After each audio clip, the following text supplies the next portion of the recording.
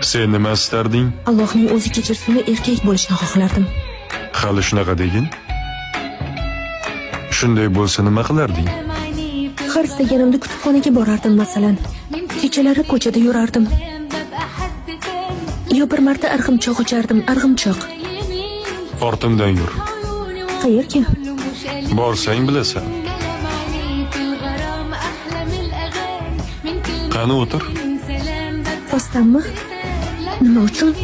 Umar Xayyom aytganlarki, bir insonni xursand qilish yer yuzini gulzorga aylantirgandan ham go'zalroqdir.